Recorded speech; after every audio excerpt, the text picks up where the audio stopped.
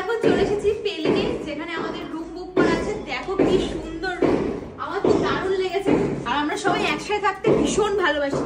আর দেখো কি সুন্দর, এখানে একটা বেড রয়েছে, এদিকে সোফা রয়েছে, এদিকে বসার জায়গা রয়েছে, আবার এদিকে আরেকটা বেড রয়েছে। আমরা সবাই মিলে আজকে দারুণ এনজয় করবো। আর ভিউটা অতটা নেই এখানে, এই যে। আর ওয়াশরুমটা একটু দেখাই।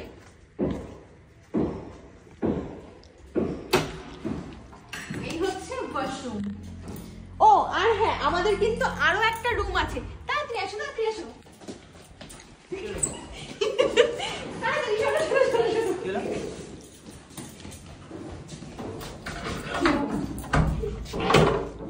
এই হচ্ছে আরেকটা রুম।